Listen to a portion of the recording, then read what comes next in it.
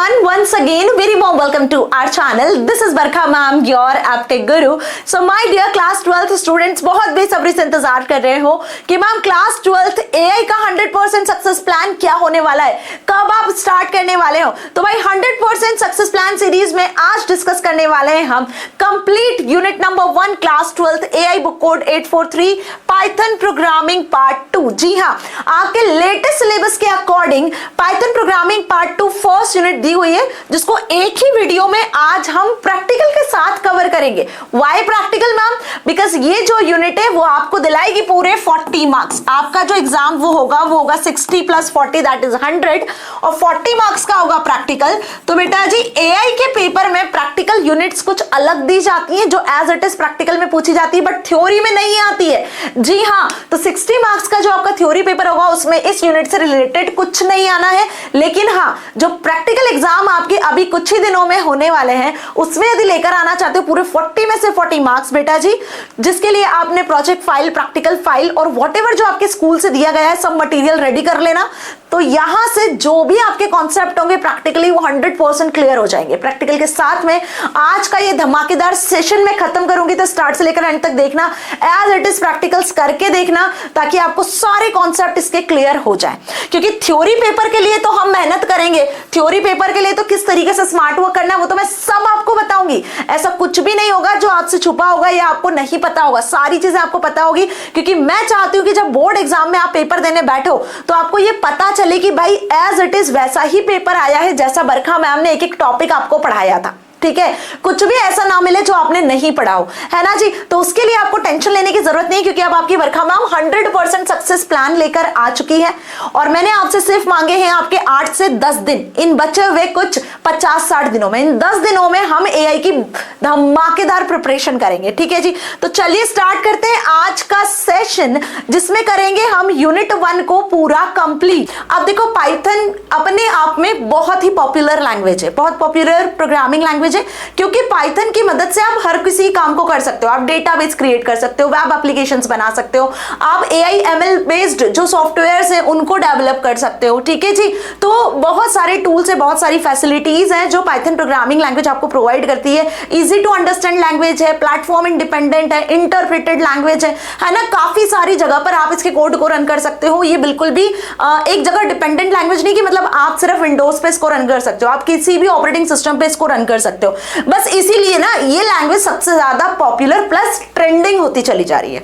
ठीक है जी, तो अब पाइथन क्यों ट्रेंडिंग है, क्यों इतनी पॉपुलर है, इसका एक और बड़ा रीजन है. वो ये है कि पाइथन के पास अपनी बहुत सारी लाइब्रेरीज हैं जो इन सारे काम को इजी बनाती है. अब वो कौन सी लाइब्रेरीज है, तो यहां पर हम डिस्कस करेंगे 2 इंपॉर्टेंट लाइब्रेरीज के बारे में, जिसकी मदद से आप डेटा को एनालाइज कर सकते हो, डेटा को कंप्यूट कर सकते हो. ठीक है जी, तो यहां पर पाइथन लाइब्रेरीज होती क्या है पहले वो समझ लो. Python libraries are collection of pre-written codes that can use to perform common task, making our programming life easier.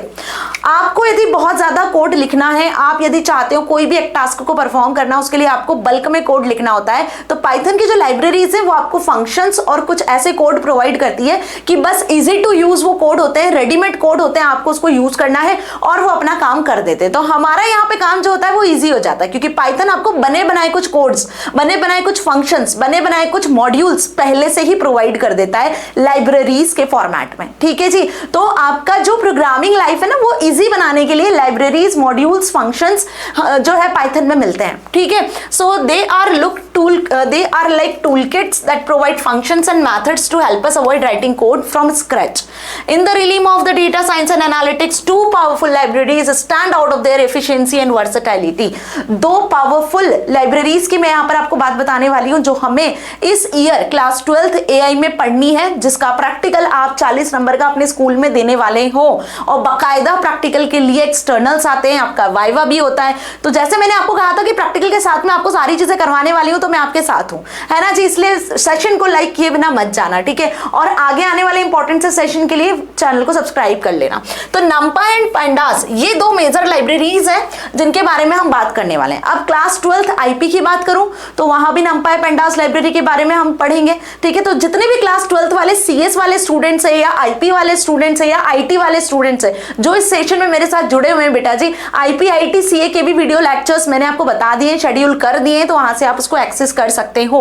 अब numpy pandas दो पॉपुलर लाइब्रेरीज है, इसके अलावा भी कुछ लाइब्रेरीज होती है पाइथन की, जैसे मैं बात करूं seaborn, TensorFlow, numpy, keras, matplotlib, pandas, है ना, लर्न, ओपन सीवी, ये तो सॉफ्टवेयर होते हैं। तो इस तरीके से पाइथन के कुछ इंपॉर्टेंट लाइब्रेरीज है और सबके अपने अपने अलग अलग फंक्शंस होते हैं, जिसकी वजह से ये पॉपुलर है। समझ में आई बात? तो this libraries from the backbone of data manipulation and analysis in Python, enabling users to handle large data sets easy and precision. मतलब जब लार्ज डेटा सेट की बात की जाती है तो लार्ज डेटा सेट को हैंडल करने के लिए numpy और pandas जैसी पॉपुलर लाइब्रेरीज को यूज किया जाता है। तो पाइथन की लाइब्रेरीज, ये जो numpy और pandas, एक तरीके से बोल सकते हो कि आप बैकबोन की तरह काम करती हैं। ठीक है जी। सो अब इसके बारे में देख लेते हैं कि इसको कैसे यूज करना है, इसका प्रैक्टिकल भी मैं आपको बताऊंगी। तो this is all about the introduction कि लाइब्रेरीज होती क्या है और पाइथन की ये दो पॉपुलर लाइब्रेरीज जो हमें इस पर्टिकुलर यूनिट में पढ़ना है। तो पहले बात करते हैं numpy लाइब्रेरी। जैसा इसका नाम है ना, बिल्कुल वैसा इसका काम है, न्यूमेरिकल पाइथन। ठीक है, इसका फुल फॉर्म क्या है? Numerical Python. ये भी आपसे पूछा जाता है, सो ये आपसे वाइवा में पूछ सकते हैं, है ना जी। So it is used for numerical computing. ये आपसे वाइवा वाइज क्वेश्चन आपसे पूछा जा सकता है कि numpy पाइथन लाइब्रेरी क्यों यूज की जाती है, इसका क्या फुल फॉर्म है। तो न्यूमेरिकल कंप्यूटिंग यदि करना है आपको, यदि नंबर्स के साथ में कोई भी कंप्यूटिंग करना है, आपको 1D अरे, 2D अरे, एन डायमेंशनल अरे क्रिएट करनी है, तो हम यूज करते हैं यहाँ पे numpy अरे का। ठीक है, तो ये बेसिकली अरे प्रोसेसिंग पैकेज है, मतलब यहाँ पे आप बल्क में नंबर्स को प्रोसेस कर सकते हो।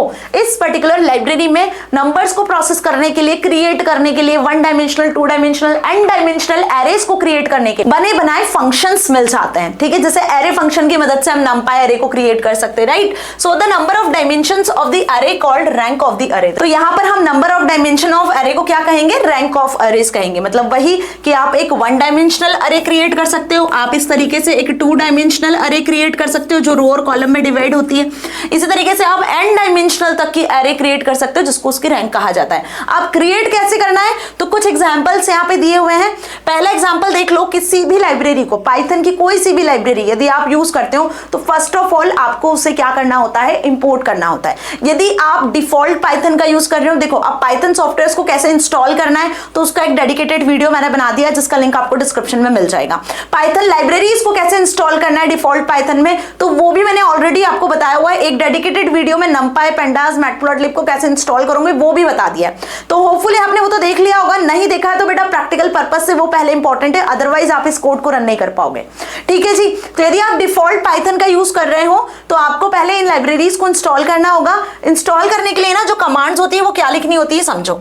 देखो जैसे फॉर एग्जांपल मैं कमांड्स आपको बताती हूँ यहाँ पे कि आपको जो कमांड्स लिखनी होगी वो क्या लिखनी होगी, है ना। सपोज आपने डिफॉल्ट पाइथन को डाउनलोड किया हुआ है, क्या किया है आपने? डिफॉल्ट पाइथन को डाउनलोड किया है। तो डिफॉल्ट पाइथन को जब आप डाउनलोड और इंस्टॉल कर लेते हो तो उसके बाद आपको पाइथन लाइब्रेरीज को यूज करना होता है। तो इस तरीके से कमांड प्रॉम्प्ट आता है, आपको अच्छे से पता है, जहां आप पाइथन के कोड लिख सकते हो। स्क्रिप्ट मोड, इंटरैक्टिव मोड में हम काम करते हैं, है ना। वहीं जब आप कमांड ओपन करते हो, कमांड प्रॉम्प्ट, जो इस तरीके से कमांड प्रॉम्प्ट होता है, कमांड प्रॉम्प्ट पता है ना, वहां पे जाके आपको कमांड लिखनी है py-m पिप इंस्टॉल, क्या लिखोगे?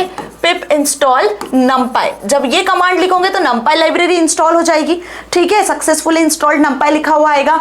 और यदि आपको pandas को इंस्टॉल करना है तो आपको लिखना होगा py- या -m लगाना, माइनस बोल दो या हाइफन बोल दो या डैश बोल दो, पिप इंस्टॉल pandas। तो बस कोई सी भी लाइब्रेरी यदि आपको इंस्टॉल करनी है तो आप इस तरीके से कोड लिख के इंस्टॉल कर सकते हो। ये भी आपसे वाइवा में पूछा जा सकता है ना। बहुत बेसिक लेवल से, बहुत स्क्रैच लेवल से आपको समझा रही हूँ। ठीक है, अब ये करने के बाद में एक बार जब pandas और numpy लाइब्रेरी इंस्टॉल हो गई आपके सिस्टम में सक्सेसफुली, फिर आप इसके कोड को यूज कर सकते हो। तो numpy और pandas लाइब्रेरी को यूज करने के लिए, इनके फंक्शंस, इनके मॉड्यूल्स को यूज करने के लिए हम सबसे पहले इसको इंपोर्ट कर लेते हैं। क्या करते हैं? इंपोर्ट। तो इंपोर्ट लिखना है आपको, और जो भी लाइब्रेरी आपको इंपोर्ट करनी है, सपोज numpy इंपोर्ट करनी है तो इंपोर्ट numpy एज np। ठीक है, ये कोड लिखते हैं हम। और वहीं यदि आपको pandas को इंपोर्ट करना है तो आप लिखोगे इंपोर्ट pandas एज, ठीक है, पीडी।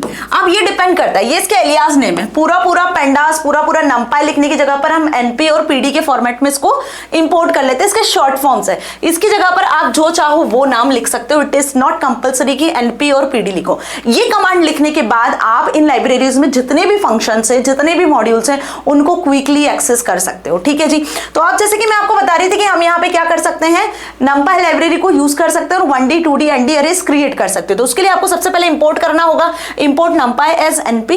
फिर आप यहाँ पे एरे क्रिएट करोगे, तो एरे क्रिएट करने के लिए np.array फंक्शन, कौन सा फंक्शन यूज करोगे, एरे फंक्शन। ध्यान रखना, इस एरे फंक्शन में आप लिस्ट पास कर सकते हो, इस एरे फंक्शन में आप टपल पास कर सकते हो, जिसकी मदद से आप लिस्ट क्रिएट कर सकते हो, जिसकी मदद से आप एरे को क्रिएट कर सकते हो।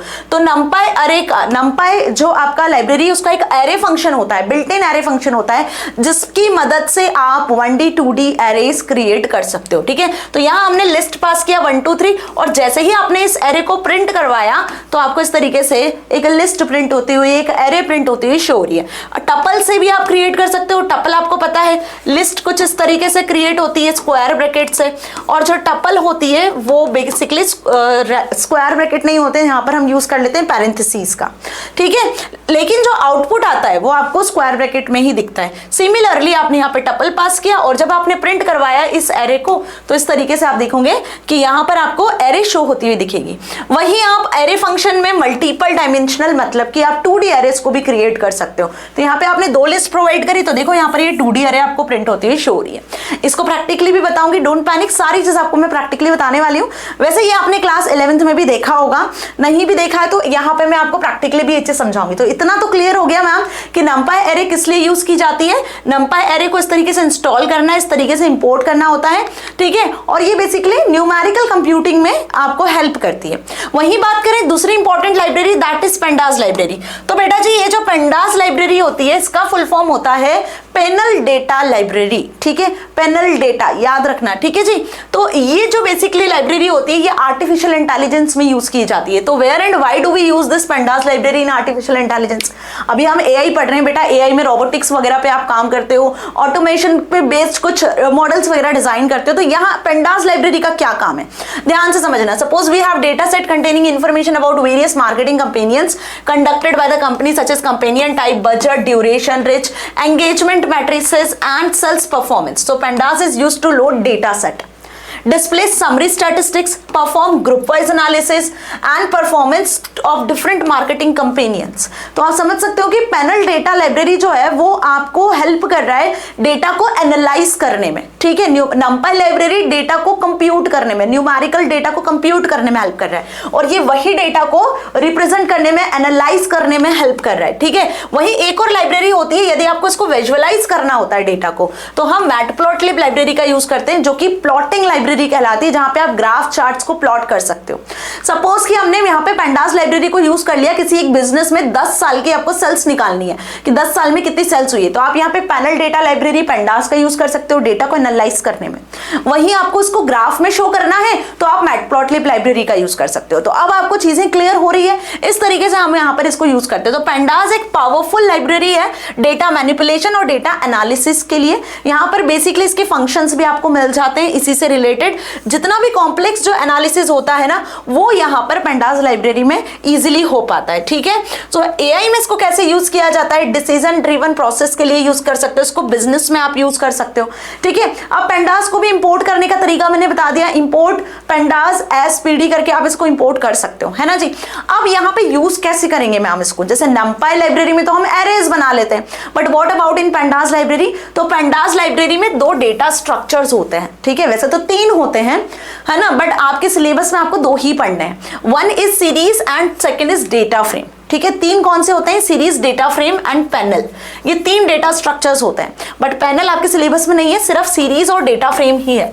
तो सीरीज और डेटा फ्रेम के फॉर्मेट में हम यहाँ पर डेटा को एनालाइज और डेटा को मैनिपुलेट कर सकते हैं। Series one dimensional data structure होता है, और data frame 2 dimensional data structure होता है। ठीक है, सीरीज के भी कुछ अपने फंक्शंस होते हैं, कुछ मेथड्स होती हैं। सीरीज को यूज करने के लिए हम SCIRES नाम का एक फंक्शन यूज करते हैं। ठीक है, जहां पे S कैपिटल होता है। डेटा फ्रेम को यूज करने के लिए हम डेटा फ्रेम नाम का एक फंक्शन यूज करते हैं, जिसमें D और F कैपिटल होता है। ये क्यों बता रही हूं, क्योंकि बच्चे जब कोड लिखते हैं ना तो गड़बड़ कर देते हैं, S स्मॉल लिख देते हैं, D और F स्मॉल लिख देते हैं, फिर आपका कोड रन नहीं होता और एरर आती है, फिर आप परेशान होते हो कि यार कोड रन क्यों नहीं हो रहा है। तो ध्यान रखना है, छोटी छोटी सी मिस्टेक्स हैं, सिंटैक्टिकली एरर पेयर्स यहाँ पे जनरेट हो जाती है। तो यहाँ पर पैनल डेटा स्ट्रक्चर, यदि मैं पेंडास की बात करूँ तो पेंडास लाइब्रेरी में आपको ये दो डेटा स्ट्रक्चर्स पे काम करना है, जिसके दो फंक्शंस ऑलरेडी है। नंपाई एरे में हमें एरे फंक्शन पे काम करना होता है। एरे फंक्शन की मदद से आप one dimensional n dimensional array create कर सकते हो। अब यहाँ पे सीरीज डेटा स्ट्रक्चर्स को कैसे क्रिएट करोगे, तो बेटा जी सिंपल सी बात है जो मैंने बताई कि सबसे पहले आपको इंपोर्ट करना है पेंडास लाइब्रेरी को एसपीडी, है ना। नाउ सीरीज वन नाम से हमने एक डेटा स्ट्रक्चर बनाया। अब pd.series लिखकर हम इसको एक्सेस करेंगे और सीरीज फंक्शन में आप बेसिकली कोई एम्प्टी सीरीज भी क्रिएट कर सकते हो। सीरीज में आप कोई वैल्यू को इंसर्ट कर सकते हो, ठीक है। तो यहाँ पे हम अगेन लिस्ट प्रोवाइड करेंगे और साथ में सीरीज में जो वैल्यूज होती है ना उसके इंडेक्सिंग भी होती है। जैसे लिस्ट में इंडेक्सिंग होती है ना, बिल्कुल वैसे ही समझो। आपने पाइथन प्रोग्रामिंग लैंग्वेज में पढ़ा होगा कि यदि आप कोई लिस्ट क्रिएट करते हो L1 नाम से, सपोज यहाँ मैंने 1 2 3 लिखा, तो भाई एक लिस्ट क्रिएट हो जाएगी 1 2 3 नाम से और इसकी इंडेक्सिंग भी होगी 0 1 2 डिफॉल्ट जो इंडेक्सिंग होती है। सिमिलरली यदि मैं इस लिस्ट को सीरीज में पास कर देती हूँ, मैंने यहाँ पे लिखा pd.series, ठीक है। ये सीरीज फंक्शन को हमने यहाँ पे कॉल कर लिया और इसमें हमने इस L1 नाम की सीरीज को पास कर दिया, L1 नाम की लिस्ट को पास कर दिया, ठीक है। तो अब क्या होगा, जब आप इस पर्टिकुलर सीरीज S नाम से हमने ये बनाया और इसमें हम प्रिंट करवा लेते हैं किसको, S को, तो आप देखोगे सेम इसी तरीके से एक सीरीज प्रिंट हो जाएगी 1 2 3 और उसके भी इंडेक्सेस डिफॉल्ट 0 1 2 होंगे, ठीक है। तो यहाँ पे आप लिस्ट को प्रोवाइड कर सकते हो। एक्चुअल में लिस्ट भी आप ऐसे स्क्वायर ब्रैकेट में लिस्ट के आइटम्स को भी पास कर सकते हो। आप इंडेक्स भी दे सकते हो, ठीक है। यदि आपको इंडेक्स बदलना है, डिफॉल्ट 0 1 2 3 की जगह आपको इंडेक्स देना है अल्फाबेटिकल इंडेक्स ABC, तो एक और यहाँ पे पैरामीटर होता है that is index. Index equals to आप इंडेक्स असाइन करोगे तो बेसिकली क्या होगा, इंडेक्स के साथ में सीरीज क्रिएट होगी। और ये सब मैं आपको प्रैक्टिकली बताऊंगी। फिलहाल बस समझो इतना कि सीरीज कैसे क्रिएट करना होती है। तो यहाँ पे देखो ये सीरीज क्रिएट हो चुकी है 10 20 30 की, 0 1 2 जो है डिफॉल्ट इसके इंडेक्सेस होते हैं, ठीक है। तो सीरीज हमेशा वन डायमेंशनल अरे होता है, ठीक है। लेकिन व्हाट अबाउट टू डायमेंशनल, तो जब टू डायमेंशनल की बात करते हैं तो हम डेटा फ्रेम्स को क्रिएट करते हैं। तो यदि आपको डेटा फ्रेम्स क्रिएट करनी होती है तो यहाँ पे हम लिखते हैं एरे 1 नाम से आपने नंपाई एरे से एक एरे क्रिएट करा, दूसरा एरे क्रिएट करा एरे 2 में नंपाई एरे की मदद से, तीसरा एरे क्रिएट किया नंपाई एरे की मदद से, ठीक है। अब इन तीनों एरेज को आपने पास कर दिया डेटा फ्रेम फंक्शन में, ठीक है। क्योंकि हम 2D एरे बना रहे हैं तो हमें एक से ज्यादा एरेज की जरूरत पड़ेगी, राइट। तो हमने क्या करा, यहाँ पे मार्क्स DF नाम से एक डेटा फ्रेम का डेटा स्ट्रक्चर बनाया। pd.dataframe फंक्शन जैसे मैंने बताया यूज करना है। अब यहाँ पे देखो ये पहली एरे पास किया, ये दूसरी एरे और ये तीसरी एरे, इन एरेज को एक लिस्ट में प्रोवाइड कर दिया, ठीक है। उसके बाद यहाँ पे आप इंडेक्सेस देते हो, ठीक है। सीरीज में एक इंडेक्स होता है, डेटा फ्रेम में 2 इंडेक्स होते हैं। क्यों? क्योंकि डेटा फ्रेम 2 डायमेंशनल स्ट्रक्चर होता है। मतलब ध्यान से समझना है, ये एक सीरीज होती है, ठीक है, जिसमें 1 डायमेंशनल अरे होता है। यहाँ कुछ एलिमेंट्स होते हैं, सपोज मैंने 10 20 30 40 दिया और इसके जो इंडेक्सेस होते हैं वो सिर्फ सिंगल इंडेक्स होता है। तो हमने सपोज ये इंडेक्सिंग भी बता दी।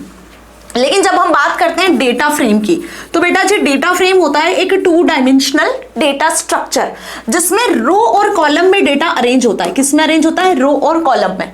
समझ में आई बात? तो रो और कॉलम में जब डेटा अरेंज होता है तो मतलब मल्टीपल सीरीज को आप कनेक्ट करते हो जब जाके रो कॉलम वाला डेटा जनरेट होता है। तो फॉर एग्जाम्पल इस तरीके से हमने डेटा क्रिएट किया।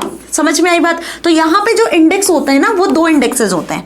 एक तो इंडेक्स होता है जिसको हम क्या कहते हैं, एक इंडेक्स होता है जो रो इंडेक्स होता है, ये आपका कॉलम इंडेक्स हो जाएगा, और ये जो इंडेक्स होगा ये रो इंडेक्स होगा, ठीक है। तो रो के इंडेक्सेस को इंडेक्स नाम से जानते हैं और कॉलम के इंडेक्स को कॉलम्स नाम से जानते हैं। और डिफॉल्ट जो इनकी इंडेक्सिंग होती है वो 0 1 2 3 0 1 2 3 होती है, और इनको आप अपने अकॉर्डिंग चेंज भी कर सकते हो।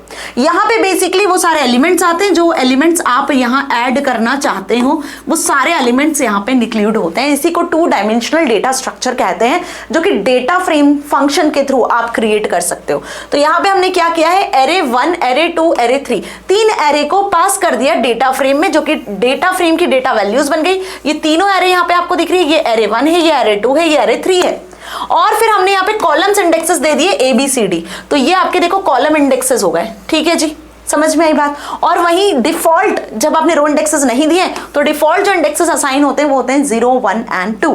तो ये तो नॉर्मल डेटा फ्रेम फंक्शन से कैसे आपने जो है डेटा फ्रेम क्रिएट किया वो समझ में आया। नॉर्मली आपने नंपाई एरे से क्रिएट किया है। अब देख लेते हैं कि डिक्शनरी और लिस्ट के फॉर्मेट में भी क्या आप डेटा फ्रेम क्रिएट कर सकते हो, तो बिल्कुल क्रिएट कर सकते हैं, ठीक है जी।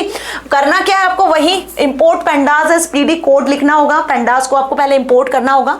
अब डेटा नाम से आपने क्या करा, एक डिक्शनरी डिक्शनरी बनाई, क्योंकि dictionary of list, dictionary of array का हम यूज करने वाले हैं डेटा फ्रेम को क्रिएट करने के लिए, ठीक है। क्योंकि डेटा फ्रेम, ये डेटा फ्रेम होता है डबल 2D अरे जो होता है, तो यहाँ पे जो आप डेटा देने वाले हो ये डेटा कैसे दोगे, तो ये लिस्ट या डिक्शनरी या फिर एरेज या सीरीज के फॉर्मेट में होना चाहिए, है ना जी। तो यहाँ पे हमने क्या किया, एक डिक्शनरी क्रिएट की। अब डिक्शनरी आपको अच्छे से पता है कि डिक्शनरी क्या होता है। डिक्शनरी जो है वो की और वैल्यू का पेयर होता है, मतलब आप की लिखते हो, कॉलन लगा के यहाँ पे इसकी वैल्यू लिखते हो, है ना, की और वैल्यू का पेयर होता है, ठीक है। तो यहाँ पे डिक्शनरी क्रिएट किया नेम, और नेम के अंदर नेम हमने दे दिए एक लिस्ट में, वरुण, गणेश, जोसेफ, अब्दुल और रीना। दूसरा हमने की वैल्यू क्रिएट किया एज, और एज में हमने वैल्यू में एक पर्टिकुलर लिस्ट जनरेट कर दी 37, 30, 38, 39, 40। तो आपको समझ में आ रहा है, की में तो हमने नॉर्मल की लिखी हुई है नेम और एज, और वैल्यू में हमने लिस्ट में वैल्यूज प्रोवाइड कर दी है, ठीक है जी। तो अब यहाँ पे हमने एक डेटा नाम की डिक्शनरी क्रिएट किया और इसको सीधा सीधा पास कर दिया डेटा फ्रेम फंक्शन में।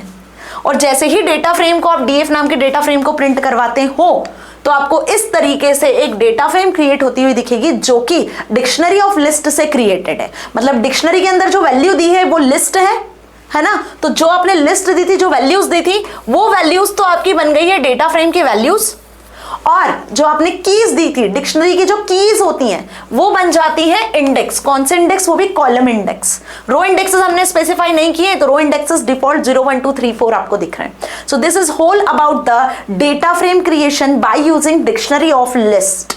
समझ गए अच्छे से। चलो अगला देखते हैं हम, creation of data frame from list of dictionaries. अभी हमने क्या देखा, डिक्शनरी ऑफ लिस्ट्स, अब देख रहे हैं लिस्ट ऑफ डिक्शनरी, कि लिस्ट ऑफ डिक्शनरी से भी क्या आप डेटा फ्रेम को क्रिएट कर सकते हो, तो बिल्कुल कर सकते हो। यहाँ पे हमने एक लिस्ट बनाई और लिस्ट के अंदर अब आप डेटा फ्रेम को ऐड कर रहे हो। देखो लिस्ट के अंदर जो आइटम्स होते हैं ना, उन आइटम्स में हमने डेटा फ्रेम को क्रिएट किया हुआ है, A:10, B:20। तो डिक्शनरी की जितनी भी कीज होती है वो कॉलम इंडेक्स बन जाती है, ठीक है। तो यहाँ देखो ये डिक्शनरी की जो की है वो कॉलम इंडेक्स बन गई AB, है ना, ABC करके, क्लियर हुआ। और वही जो इनकी वैल्यूज है वो डेटा फ्रेम की वैल्यूज बन जाती है। तो ये 10, 20, 5, 10, 20.0 समझ में आ रहा है अच्छे से। अब जब जहां पर कोई की वैल्यू का कोई भी की का या इंडेक्स का वैल्यू नहीं होता है, तो वहां पे नन वैल्यू असाइन होती है पाइथन में, not available value, not available value, NaN value इसको कहते हैं हम, ठीक है। तो जहां पर वैल्यूज नहीं होती है वहां ऑटोमेटिकली नन वैल्यूज आ जाती है, वो पर्टिकुलर वैल्यू डिलीट नहीं होती है। जैसे डेटाबेस में नल वैल्यूज आती है ना, पाइथन प्रोग्रामिंग में नन वैल्यूज आ जाती है, ठीक है। तो अब इस लिस्ट ऑफ डिक्शनरी को हमने पास कर दिया डेटा फ्रेम में, तो इस तरीके की एक डेटा फ्रेम यहाँ पे क्रिएट हो चुकी है, ठीक है। तो होपफुली आपको अच्छे से समझ में आ गया कि कैसे सीरीज और डेटा स्ट्रक्चर को क्रिएट किया जा सकता है। अब डिस्कस करते हैं कि इसमें आपको यदि नया कॉलम ऐड करना है, नया रो ऐड करना है, या किसी रो और कॉलम के डेटा वैल्यूज को डिलीट करना है, तो भाई वो कैसे करोगे, क्योंकि कहीं ना कहीं हम यहाँ पर अपडेशन भी कर सकते हैं डेटा फ्रेम में, है ना। जो 2 डायमेंशनल अरे आपने क्रिएट किया है या आपने सीरीज क्रिएट किया है, तो उसमें आप एलिमेंट्स को हटा भी सकते हो, डिलीट भी कर सकते हो, ऐड भी कर सकते हो। उसके लिए कुछ अलग से अपने अपने फंक्शंस होते हैं। देखो अब यदि आपको नया कॉलम ऐड करना है डेटा फ्रेम में, तो सबसे पहले तो यहाँ पे एक ये डेटा फ्रेम क्रिएट की गई है, इसको बकायदा क्रिएट करके मैं आपको अभी बताऊंगी रिजल्ट शीट नाम से, जिसमें डिक्शनरी ऑफ लिस्ट का यूज किया गया है। ये देख लो आप, है ना, डिक्शनरी ऑफ लिस्ट। तो रजत, अमृता, मीनाक्षी, रोज, कार्तिका, ये बन जाएंगे आपके कॉलम इंडेक्सेस। और इसके अंदर जो आपको वैल्यूज दिख रही है ना, ये इनके जो मार्क्स दिख रहे हैं, जो वैल्यूज दिख रही है, ये वैल्यूज बनेगी इनकी बकायदा। और ये जो इंडेक्सेस नाम से आपको यहाँ दिख रहा है, इंडेक्स नाम से जो आपको यहाँ पे दिख रहा है, ये बनेंगे रो के indexes, that is math science Hindi, math science Hindi, math science Hindi, math science Hindi, है ना। मीन्स हमने यहाँ पे क्या किया है, हमने यहाँ पर एक डेटा फ्रेम क्रिएट की है, वो भी सीरीज की मदद से, सीरीज डेटा स्ट्रक्चर यूज करा। अब देखो डेटा फ्रेम फंक्शन में हमने इस पर्टिकुलर डेटा स्ट्रक्चर को यहाँ पास कर लिया है। तो जो डेटा फ्रेम बनेगी वो कुछ इस तरीके की बनेगी, ठीक है। ये आपकी एक सीरीज थी जिसमें ये इंडेक्स आपने दिया था, ठीक है। आप देख सकते हो यहाँ पे ये इंडेक्स था मैथ साइंस हिंदी, और ये बेसिकली डिक्शनरी ऑफ लिस्ट आपने पास किया था। तो डिक्शनरी का की वैल्यू जो है आपको यहाँ शो हो रहा है, ये की है, ये उसकी वैल्यू है, की वैल्यू पेयर से ये पर्टिकुलर डिक्शनरी क्रिएट हो चुकी है। एज इट इज इसको मैं अभी आपको क्रिएट भी करके बताने वाली हूँ, बट पहले समझो कि यदि आपको नया कॉलम ऐड करना है, तो अभी यहाँ देख पा रहे हो आप कितने कॉलम आपको दिख रहे हैं, यहाँ पे आपको 1, 2, 3, 4, 5 कॉलम्स दिख रहे हैं, ठीक है। रजत, अमृता, मीनाक्षी, रोज और कार्तिका। अब आपको यदि यहाँ पर कोई नया कॉलम ऐड करना है, तो क्या करोगे, नया कॉलम ऐड करना होता है तो नॉर्मली जैसे हम लिस्ट में ऐड करते हैं ना, उसके इंडेक्स की वैल्यू की मदद से, बिल्कुल वैसे ही आप इंडेक्स वैल्यू की मदद से नया कॉलम में वैल्यूज को ऐड कर सकते हो।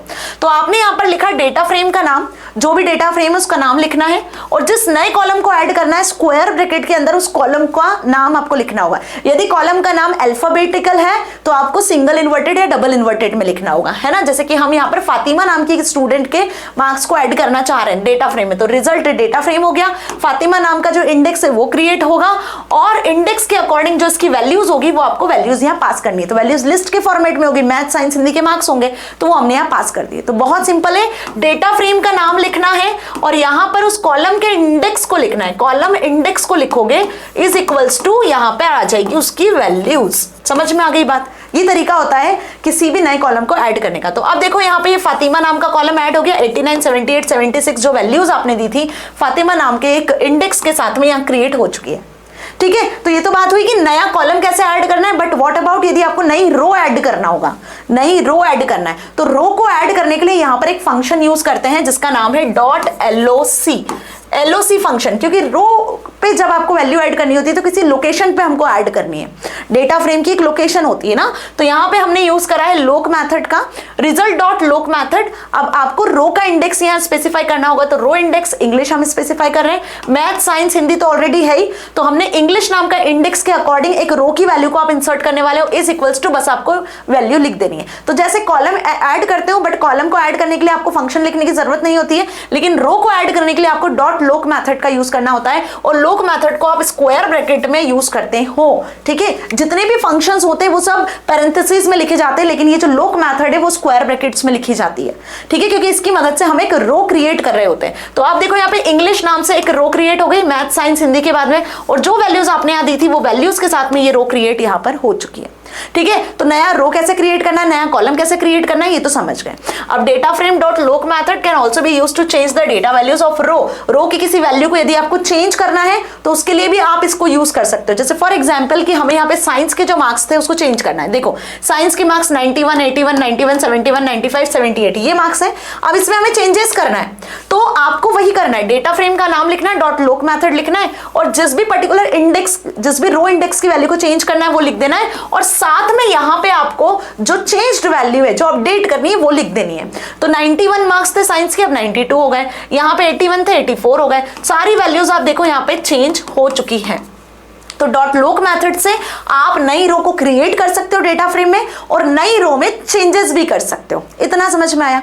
अब यदि किसी रो को आपको डिलीट करना है तो क्या करोगे, यह ना, ये रो को या कॉलम को आपको डिलीट करना है तो क्या करोगे, तो जैसे आप ऐड कर सकते हो वैसे ही आप डिलीट भी कर सकते हो। तो डिलीट करने के लिए जिस मेथड को हम यूज करते हैं वो होती है ड्रॉप मेथड। कौन सी मेथड, ड्रॉप मेथड की मदद से आप रो और कॉलम को डिलीट कर सकते हो। बट यहाँ पे एक चीज है जो आपको ध्यान रखना है कि ड्रॉप मेथड में आपको एक पैरामीटर यूज करना होता है, एक्सेस पैरामीटर। यदि एक्सेस की वैल्यू क्या होती है, यदि एक्सेस की वैल्यू 0 होती है तो 0 की मदद से आप क्या कर सकते हो, 0 की मदद से आप रो को डिलीट कर सकते हो। एक्सेस की वैल्यू यदि 0 सेट करोगे तो रो डिलीट होगी और यदि एक्सेस की वैल्यू 1 सेट करोगे तो कॉलम डिलीट होगा। बस इस चीज का ध्यान रखना।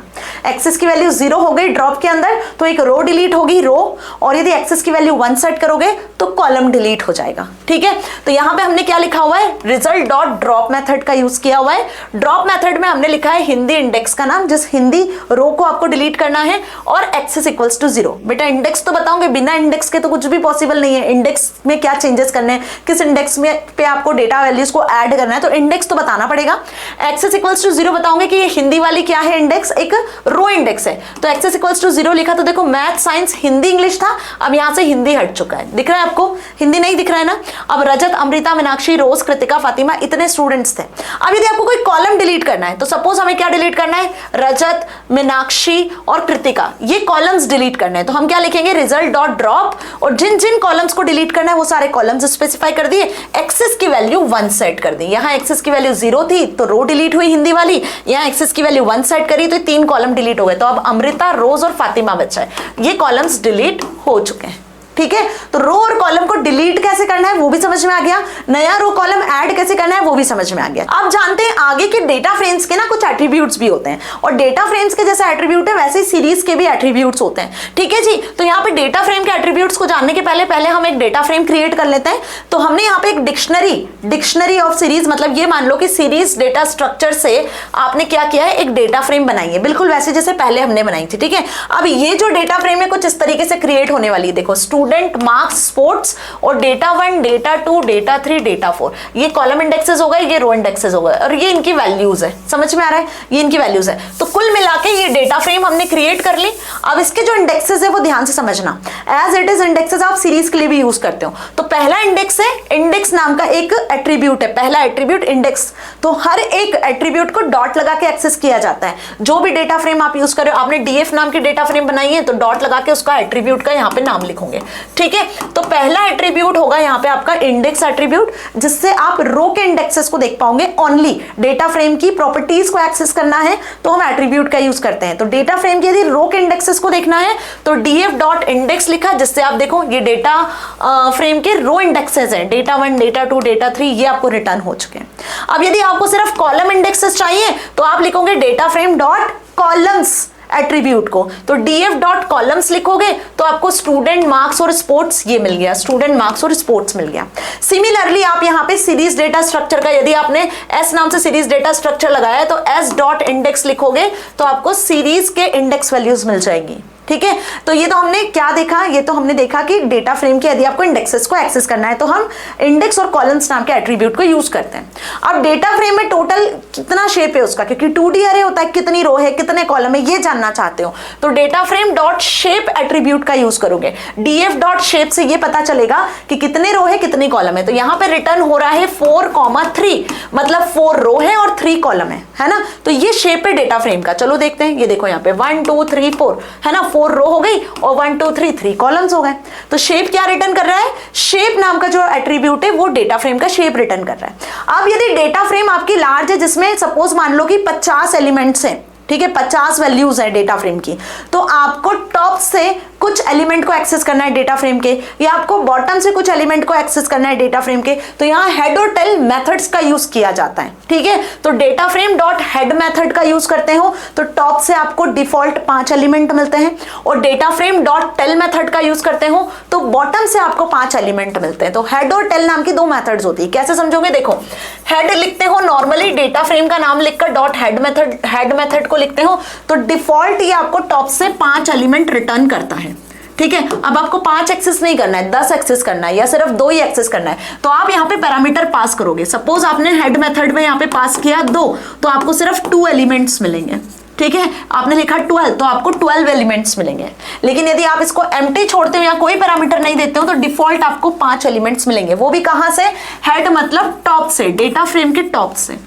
और यही सेम चीज यदि आपको डेटा फ्रेम के बॉटम से एक्सेस करनी है तो df डॉट टेल फंक्शन का हम यूज करते हैं। तो ये आपको बॉटम से 5 एलिमेंट डिफॉल्ट रिटर्न करके देता है। आपको बॉटम से 2 चाहिए एलिमेंट तो यहाँ पे 2 लिखोगे तो ये आपको 2 एलिमेंट्स रिटर्न करके देगा। तो df डॉट टेल फंक्शन कैसे काम करता है, बॉटम से एलिमेंट को रिटर्न करता है डेटा फ्रेम के, और हेड फंक्शन डेटा फ्रेम के टॉप से एलिमेंट को रिटर्न करता है, ठीक है। तो यहाँ पे देखो क्या लिखा है, df डॉट हेड ऑफ 2, मतलब अब जो डेटा फ्रेम है, जो हमने अभी डेटा फ्रेम देखी, इस डेटा फ्रेम के टॉप पे जो 2 एलिमेंट है आरव एंड नेहा, अर्नव और नेहा, देखो वही रिटर्न होगा, यही रिटर्न हुआ क्योंकि हेड ऑफ 2 लिखा था, ठीक है। और वही आप यदि टेल फंक्शन का यूज करते हो, आपने लिखा है यहाँ पे टेल ऑफ 2, तो लास्ट से 2 आपको एलिमेंट रिटर्न हो रहे हैं, that is Priya and Rahul. Last के जो 2 एलिमेंट है वो आपको रिटर्न हो रहे हैं। तो अब आपको 2 फंक्शंस मैंने यहाँ पे बताए, हेड टेल जो अपने आप में इंपॉर्टेंट है, ये same as it is series के साथ भी यूज होते हैं और डेटा फ्रेम के साथ में भी यूज होता है ना। इंडेक्स, कॉलम्स, वैल्यूज एक्सेस करना है तो वैल्यूज नाम का एट्रीब्यूट होता है। बहुत सारे एट्रीब्यूट्स है बट यहाँ लिमिटेड लिखे हुए हैं क्योंकि यही आपसे प्रैक्टिकल में पूछे जाते हैं, ये पॉपुलर है, ठीक है जी। समझ में आया यहाँ तक अच्छे से। अब डिस्कस करते हैं हम import and export data between CSV file and data frame. Data frame और CSV फाइल के बीच में आप डेटा को इंपोर्ट और एक्सपोर्ट कैसे करते हो, तो ये लास्ट टॉपिक है इस यूनिट का। देखो पाइथन अपने आप में बहुत ही ट्रेंडिंग लैंग्वेज है और इसमें वास्ट फंक्शंस और लाइब्रेरीज आपको मिलते हैं। तो जो हम ये पेंडाज और नंपाई लाइब्रेरी की बात कर रहे हैं ना, यहाँ मैंने आपको बहुत बेसिक्स कवर करवाया लेकिन सारी चीजें कवर करवा दी है।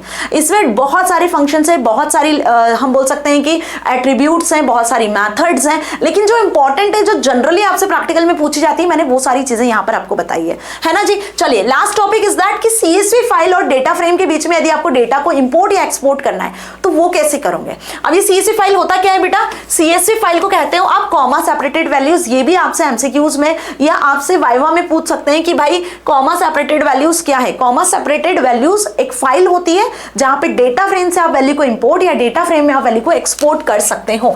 ये बेसिकली टेबुलर डेटा को स्टोर करने के लिए यूज किया जाता है। मतलब जितना भी टेबुलर डेटा होता है जो आप टेबल्स में जनरेट करते हो, है ना, उसको स्टोर करता है। So each line in CSV file represent a row in a table and each value in the row is separated by the comma. Comma separated value, जैसा इसका नाम है कॉमा सेपरेटेड वैल्यू, है ना। तो जो भी फाइल आपने क्रिएट की हुई है, जो भी डेटा फ्रेम आपने क्रिएट की हुई है, सपोज मैंने यहां पर ये एक डेटा फ्रेम क्रिएट किया है 10, 20, 30 और 40।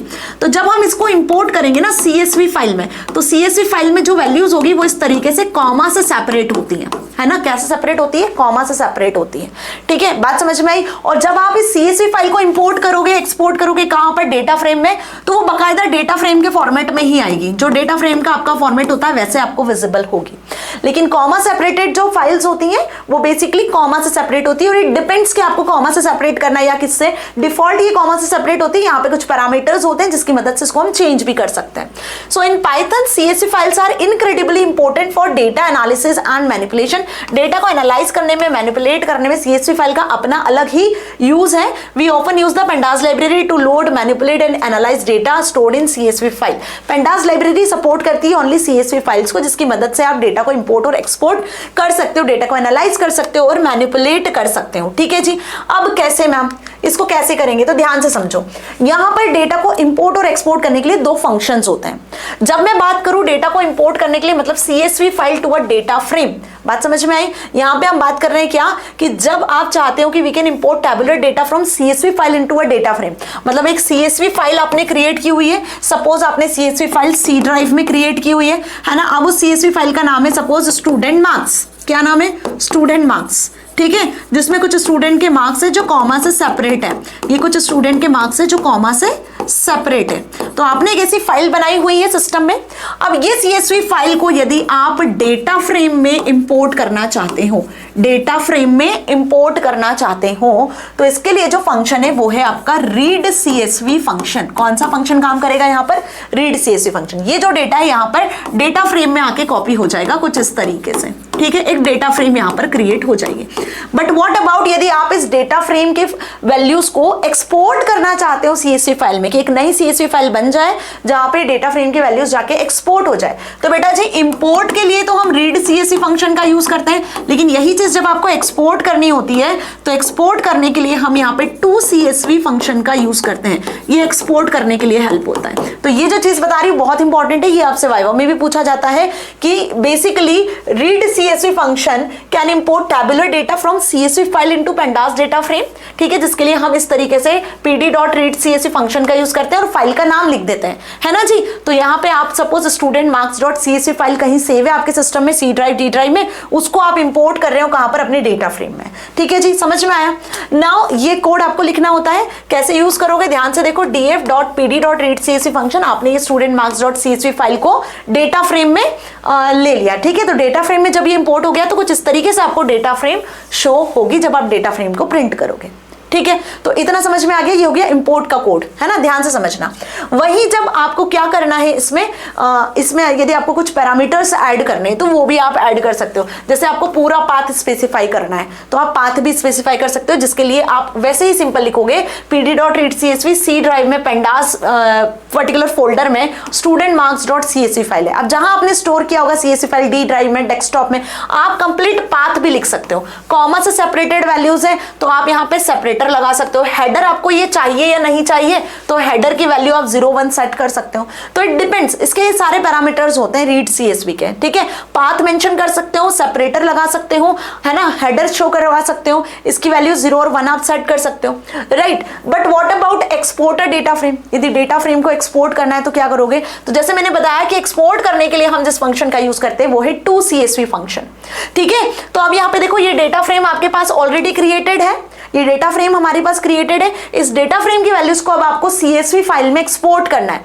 तो टू CSV फंक्शन में आपको क्या करना होगा, आपको उस पर्टिकुलर CSV फाइल का पूरा पाथ बताना होगा जहां पे आपको CSV फाइल क्रिएट करनी है। C ड्राइव में, D ड्राइव में जहां आपको CSV फाइल क्रिएट करनी है वो आपको लिखना है, और कैसे सेपरेट करना है, कॉमा से सेपरेट करना है, हैश से, @ से, जिस भी सिंबल से, वो आपको यहाँ पे सेपरेटर भी बताना होगा। सो df.tocsv result.csv इंडेक्स यदि आपको शो करवाना है तो इंडेक्स की वैल्यू फॉल्स सेट कर दो, नहीं करवाना है तो ट्रू सेट कर सकते हो। तो इंडेक्स के साथ में CSV फाइल क्रिएट हो जाएगी। तो इस तरीके से कॉमा सेपरेटेड एक फाइल क्रिएट होगी। अगर इंडेक्स की वैल्यू फॉल्स सेट करोगे तो इंडेक्स विजिबल नहीं होगा, इंडेक्स की वैल्यू यदि सेट करोगे यहाँ पर ट्रू सेट करोगे तो इंडेक्स भी आपको विजिबल होगा। ठीक है, तो टू CSV और रीड CSV ये दो फंक्शन है जो आपको पता होने चाहिए। क्लियर? नाउ इसके बाद डिस्कस कर लेते हैं two most common strategies for handling missing values explained in this section. तो यहाँ पे यदि मिसिंग वैल्यूज होती है तो उसको कैसे हैंडल किया जाता है ये भी समझो। तो यहाँ पर आप या तो मिसिंग वैल्यू को ड्रॉप कर दो, डिलीट कर दो, या मिसिंग वैल्यूज को आप एस्टिमेट भी कर सकते हो। दो तरीके होते हैं। पहले तो हम मिसिंग वैल्यूज को चेक कर ले कि मिसिंग वैल्यूज कैसे है, कहाँ है ना। तो चेक करने के लिए आपको इजनल फंक्शन का यूज करना होता है। इजनल फंक्शन ये बताता है डेटा फ्रेम में से देखकर कि कहीं कोई वैल्यू नल तो नहीं है, कहीं कोई वैल्यू आपके डेटा फ्रेम में मिसिंग तो नहीं है। So it checks whether any value is missing और not in data frame. This function checks all attributes and returns true. यदि यहाँ पर कोई वैल्यू जो बेसिकली डेटा फ्रेम में नहीं मिलती, इजनल फंक्शन की वैल्यू आपको ट्रू और फॉल्स में मिलेगी। यदि नल वैल्यूज होती है तो ट्रू रिटर्न करेगा, नल वैल्यूज नहीं होती है तो फॉल्स रिटर्न करेगा। ठीक है, तो ये एक बेसिकली फंक्शन है जो मिसिंग वैल्यूज को चेक करेगा डेटा फ्रेम में। उसके बाद बढ़ते हैं आगे। अब मिसिंग वैल्यूज को यदि आपको ड्रॉप करना है, मिसिंग वैल्यूज को यदि आपको डिलीट करना है, तो dropping will remove the entire row object having the missing values. This strategy reduce the size of the data set into the data analysis. Obvious सी बात है, जब आप किसी डेटा वैल्यू को डिलीट कर रहे हो जो कि मिसिंग वैल्यू है, तो यहां पर कहीं ना कहीं डेटा फ्रेम का, डेटा सेट का जो साइज है वो डिक्रीज होता है। ठीक है, रिड्यूस होता है। तो यहां पे ड्रॉप करने के लिए ड्रॉप NA नाम का फंक्शन हम यूज कर लेते हैं, जिससे कि आप मिसिंग पूरी एंटायर रो को डिलीट कर सकते हो डेटा फ्रेम में से। क्लियर? अब बात करते हैं कि एस्टिमेट द मिसिंग वैल्यू। यदि मिसिंग वैल्यूज को आपको एस्टिमेट करना है, मतलब कहीं यदि कोई मिसिंग वैल्यूज है तो उसको आपको किसी नंबर से फिल करना है, वहां पर कुछ ना कुछ नंबर ऐड करना है, कुछ वैल्यूज ऐड करना है, तो आप यहां पर यूज करते हो fill NA नाम का फंक्शन, जिससे आप किसी नंबर से उस मिसिंग वैल्यू को फिल करवा सकते हो, है ना। So missing value can be filled by using estimation और अप्रोक्सीमेशन वैल्यूज जस्ट बिफोर और आफ्टर द मिसिंग वैल्यूज। ठीक है, यहां पे आप मिनिमम, मैक्सिमम, एवरेज वैल्यू को भी ऐड करवा सकते हो, या आप जीरो को भी फिल करवा सकते हो। ठीक है जी, तो fill NA नाम का फंक्शन होगा जिसकी मदद से हम क्या कर सकते हैं, मिसिंग वैल्यूज को फिल करवा सकते हैं। जैसे यहाँ पे लिखा है fill NA में हमने 0 लिख दिया, तो अब क्या होगा, जो भी मिसिंग वैल्यूज होगी वो 0 से फिल हो जाएगी। ठीक है, यदि आपने लिखा fill NA 1 तो जो भी मिसिंग वैल्यूज होगी वो 1 से रिप्लेस हो जाएगी। तो इतना अच्छे से क्लियर हो चुका है, अभी कॉन्सेप्ट क्लियर हो चुके हैं, समझ में आ चुका है। तो इसका प्रैक्टिकल यहां से देखोगे, ताकि जब प्रैक्टिकल एग्जाम में आपसे कुछ भी पूछा जाएगा तो आप इजीली अटेम्प्ट करके आ सकते हो। अब NumPy जिसका नाम है न्यूमेरिकल पाइथन लाइब्रेरी, उसको इंस्टॉल कैसे करना है वो तो समझ में आ चुका है आपको, उसका डेडिकेटेड वीडियो बनाया हुआ है, और साथ ही मैंने अभी इसको इंस्टॉल भी यहाँ पे किया था, तो उसका कोड भी मैं आपको यहाँ दिखाती हूँ। देखो, C प्रॉम्प्ट पे जाकर आपको इस तरीके से इंस्टॉल करना होता है। जैसे मैंने यहाँ पर कमांड लिखी हुई है, फॉर एग्जाम्पल आप देख पाओगे NumPy है ना, py-m pip install NumPy। तो ये NumPy का कोड यहाँ पर एग्जीक्यूट हो गया है, पूरा इंस्टॉल हो गई है। और उसी के साथ मैंने यहाँ पर लिखा था same command py-m pip install pandas, तो ये pandas लाइब्रेरी यहाँ पर सक्सेसफुली इंस्टॉल हो गई है। देन matplotlib को भी मैंने यहाँ इंस्टॉल किया हुआ है। तो इस तरीके से पहले आपको जाकर C प्रॉम्प्ट से ये कमांड लिखकर इसको इंस्टॉल करना होगा। जब ये एक बार इंस्टॉल हो जाएगा ना, फिर आप आराम से पाइथन के कोड्स को यहाँ पर NumPy और pandas के रन कर सकते हो। तो इंस्टॉल करने के बाद सेकंड स्टेप होता है इंपोर्ट करने का, कि अब हम NumPy और pandas लाइब्रेरी के जितने भी फंक्शंस है, जितने भी मॉड्यूल्स है, उसका यूज करना चाहते हैं। तो उसके लिए आपको सबसे पहले कमांड लिखनी होती है import NumPy as NP। Suppose हम क्या करना चाह रहे हैं, NumPy लाइब्रेरी को इंपोर्ट करना चाह रहे हैं, तो पहली कमांड आपको लिखनी है import NumPy as NP। Enter press करोगे तो देखो यहाँ पे NumPy लाइब्रेरी जो है वो इंपोर्ट हो चुकी है। अब NumPy लाइब्रेरी में हम क्या क्रिएट करते हैं, NumPy लाइब्रेरी में हम एरेज को क्रिएट करते हैं, है ना। जैसे लिस्ट में आप लिस्ट बनाते हो, वैसे यहाँ पर हम 1 डायमेंशनल, 2 डायमेंशनल, n डायमेंशनल तक अरे को सपोर्ट करता है numpy लाइब्रेरी। और किस फंक्शन का यूज करते हैं? एरे फंक्शन का, है ना जी। तो यहाँ पे हम लिखते हैं सपोज, अब एक ऑब्जेक्ट का नाम सपोज मैंने लिखा यहाँ पर n is equals to np dot array function, और एरे फंक्शन में हम सपोज क्रिएट करने वाले हैं एरे एक लिस्ट की मदद से। तो यहाँ मैंने एक लिस्ट क्रिएट कर दी, सपोज 1 2 3 4 एंड 5। तो ये 5 नंबर्स की मैंने एक लिस्ट प्रिपेयर की है जिसके एक एरे क्रिएट हो जाएगी, numpy array, np dot array function से हम इसको क्रिएट कर रहे हैं। नाउ आई प्रेस एंटर, और जैसे ही अब मैं n को प्रिंट करवाती हूँ, है ना, मैंने लिखा यहाँ पर प्रिंट n, एंटर प्रेस करूंगी तो आप देखो यहाँ पर ये एरे प्रिंट हो चुकी है 1 2 3 4 5, है ना, 5 एलिमेंट की एक एरे जो एक लिस्ट से हमने एरे फंक्शन में numpy लाइब्रेरी के थ्रू क्रिएट की है। डन। आपको होपफुली आउटपुट भी यहाँ पर दिख रहा होगा 1 2 3 4 5, ठीक है जी। तो ये तो हमने लिस्ट से numpy एरे क्रिएट किया है। अब यदि आप टपल से क्रिएट करना चाहते हो तो वो भी पॉसिबल है। तो सपोज मैंने यहाँ पर t is equals to np dot array function create किया, ठीक है। स्पेलिंग सही लिखना, कोई भी स्पेलिंग गलत लिखोगे तो बेटा जी एरर आ सकती है। अब इस एरे फंक्शन में हम क्या कर रहे हैं, यहाँ पर एरे फंक्शन में हम टपल क्रिएट कर रहे हैं। टपल के लिए पैरेंथेसिस आता है, आपको अच्छे से पता है। अब टपल में क्रिएट कर लेते हो अगेन 1 2 3 4 5, ये 5 एलिमेंट के टपल क्रिएट कर लेती हूँ, और पैरेंथेसिस से इसको ओपन किया, पैरेंथेसिस से इसको क्लोज किया हुआ है। एंटर प्रेस किया, देखो क्या आ रहा है, सिंटेक्स एरर, क्योंकि 2 बार मैंने यहाँ पर कॉमा लगा दिया है ना। तो आपको ध्यान रखना है t is equals to np dot array function का यूज करना है। और अब मैं आपको बताने वाली हूँ कि टपल से भी हम क्या कर सकते हैं, क्रिएट कर सकते हैं, ठीक है। थोड़ा केयरफुली कोड लिखोगे तो एरर नहीं आएगी। Now I just close this, 2 times इस ब्रैकेट को क्लोज किया, एंटर प्रेस किया, सक्सेसफुली रन हुआ। नाउ प्रिंट करवा लेते हैं अब हम टी को। जैसे ही मैं टी को प्रिंट करवाऊंगी तो आप देखो ये टपल के फॉर्मेट में भी एक एरे क्रिएट हो चुकी है, लेकिन दिखेगा कैसे, क्योंकि एरे है, टपल से हमने एक एरे क्रिएट किया हुआ है तो स्क्वायर ब्रैकेट्स में ही दिखेगा। लिस्ट भी स्क्वायर ब्रैकेट्स में होता है, टपल्स आपके पैरेंथेसिस में होता है, एरेज भी स्क्वायर ब्रैकेट में ही होता है, लेकिन डिक्शनरीज कर्ली ब्रैकेट्स में होता है। तो ये चीज आपको पता है ना, बहुत बेसिक से जो हम 10th से पढ़ते आ रहे हैं। तो इतना समझ में आया। तो ये हो गई आपकी 1 डायमेंशनल अरे जो हमने numpy से क्रिएट किया। अब यदि आप 2 डायमेंशनल अरे क्रिएट करना चाहते हो तो दिस इज ऑल्सो पॉसिबल। तो सपोज मैं यहाँ पर r इज इक्वल्स टू बनाती हूँ np डॉट एरे फंक्शन से एक 2 डायमेंशनल अरे। बहुत केयरफुली बनाना है आपको 2 डायमेंशनल अरे। यहाँ पर स्क्वायर ब्रैकेट के अंदर हम क्या करेंगे, यहाँ पर लिस्ट में लिस्ट को क्रिएट करेंगे, ठीक है, 2 डायमेंशनल अरे बनाने के लिए। तो पहली मैंने लिस्ट के आइटम्स ले लिए 1 2 3 4, ठीक है। तो ये पहली लिस्ट के एलिमेंट हो गए, कॉमा लगाती हूँ। दूसरी लिस्ट के एलिमेंट क्रिएट करते हैं, सपोज 5 6 7 8 एंड लिस्ट क्लोज किया। एक और लिस्ट क्लोज हो चुकी है और बाहर आके यहाँ पर हमने पैरेंथेसिस क्लोज कर दिया। तो अब यहाँ पर मैंने एक लिस्ट में मल्टीपल लिस्ट को क्रिएट किया है, मतलब नेस्टेड लिस्ट क्रिएट किया है। इस नेस्टेड लिस्ट की मदद से 2 डायमेंशनल अरे क्रिएट होने वाली है। Now I press enter and print R को प्रिंट करवा लेते हैं जो कि एक एरे ऑब्जेक्ट है। तो आप देखो यहाँ पर ये 2 डायमेंशनल एरे क्रिएट हो चुकी है। बाकी यहाँ अभी हमने टपल से एरे क्रिएट किया था और लिस्ट से एरे क्रिएट किया था, ठीक है जी। तो आ गई बात समझ में, प्रैक्टिकली आपको चीजें क्लियर हो रही है, कॉन्सेप्ट क्लियर हो रहे हैं ना। चलिए अब डिस्कस करते हैं। मैम एरे तो समझ में आ चुका है कि numpy एरे कैसे क्रिएट करना है, but what about pandas. Pandas library में जो सीरीज और डेटा फ्रेम डेटा स्ट्रक्चर है वो तो बिल्कुल सिर के ऊपर से जाता है, वो तो समझ ही नहीं आता है। तो वो भी समझा रही हूँ। देखो क्या करना है आपको, सबसे पहले इंपोर्ट करना होगा पेंडास लाइब्रेरी को, क्योंकि हम इसको इंस्टॉल कर चुके हैं। तो इंपोर्ट पेंडास, सही लिखना स्पेलिंग, ठीक है, SPD। अब आप यहाँ पे जरूरी नहीं है कि PD से या NP से ही आप इनको इंपोर्ट करो। What ever name you want, जो भी नाम आप चाहते हो, PN पेंडास का PAD, वॉट एवर नेम जो आप चाहते हो वो आप यहाँ लिख सकते हो। बट क्योंकि इसका स्टैंडर्ड नेम जो है इससे जो मैच करता है तो हम एब्रीविएशन ले लेते हैं ना, तो इस तरीके से हम ये ले लेते हैं, ठीक है। बाकी आप यहाँ पे कुछ भी नाम ले सकते हो क्योंकि ये इसका एलियास होता है, ठीक है। Now I press enter. तो देखो अब पेंडास लाइब्रेरी इंपोर्ट हो चुकी है। अब हम इसके सीरीज और डेटा फ्रेम स्ट्रक्चर को यूज कर सकते हैं। सबसे पहले एक्सेस करते हैं सीरीज डेटा स्ट्रक्चर। तो सीरीज डेटा स्ट्रक्चर को यूज करने के लिए वो बिल्कुल numpy एरे के जैसा ही होता है, 1 डायमेंशनल डेटा स्ट्रक्चर होता है। और इसको यूज करने के लिए हम सीरीज फंक्शन का यूज करते हैं जो कि कैपिटल S से स्टार्ट होता है। बच्चे यहाँ कंफ्यूज होते हैं क्योंकि सीरीज फंक्शन के नाम से ही सीरीज को क्रिएट किया जाता है।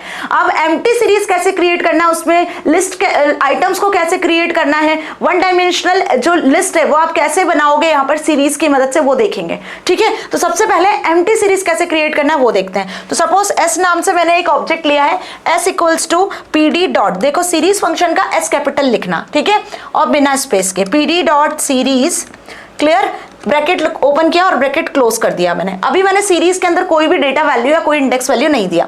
एंटर प्रेस किया, प्रिंट करवा लेते हैं सी को, एस को, ठीक है, सीरीज ऑब्जेक्ट को एस को प्रिंट करवा लिया। एंटर प्रेस किया, देखो ये जो सीरीज ऑब्जेक्ट है अभी आपका एम्प्टी है, इसमें कोई भी वैल्यू नहीं है, तो कोई डेटा टाइप वैल्यूज आपको यहाँ पे शो नहीं हो रही है, तो ये एक एम्प्टी सीरीज हमने यहाँ क्रिएट किया, ठीक है जी। अब इसमें डेटा वैल्यूज देनी है तो आप किसी लिस्ट को यहाँ पर सीरीज में पास कर सकते हो। जैसे फॉर एग्जाम्पल कि आप कोई भी लिस्ट को यहाँ पे पास कर सकते हो। तो एल नाम से मैंने एक लिस्ट बनाई, सपोज एल नाम से मैं एक लिस्ट बना लेती हूँ और इसमें मैं असाइन कर देती हूँ 10, 20, 30, 40। ये एलिमेंट्स मैंने एक लिस्ट में क्रिएट कर लिया, एल नाम की लिस्ट हो गई है। अब हम लिखते हैं यहाँ पर suppose S equals to PD dot series function का यूज कर लेते हैं और इस सीरीज फंक्शन के अंदर इस एल नाम की लिस्ट को पास कर देते हैं, ठीक है। सिर्फ एल नाम की लिस्ट मैंने पास कर दिया और प्रिंट करवा लेती हूँ मैं यहाँ पर पर्टिकुलर इस ऑब्जेक्ट को, सीरीज ऑब्जेक्ट को, ठीक है। नाउ आई प्रेस एंटर, तो आप देखो यहाँ पर ये लिस्ट क्रिएट हो चुकी है। जैसे ही मैंने सीरीज ऑब्जेक्ट को प्रिंट करवाया तो लिस्ट आपके सामने है 10, 20, 30, 40 जो है एलिमेंट हो गए सीरीज के और 0, 1, 2, 3 इंडेक्सेस हो गए। तो सीरीज डेटा स्ट्रक्चर में बेसिकली देखा जाए तो एलिमेंट्स जो होते हैं, जो भी वैल्यूज होती है सीरीज डेटा स्ट्रक्चर की, उनके इंडेक्सेस होते हैं। डिफॉल्ट जो इंडेक्सेस होते हैं वो 0, 1, 2, 3 होते हैं डिफॉल्ट इंडेक्सेस।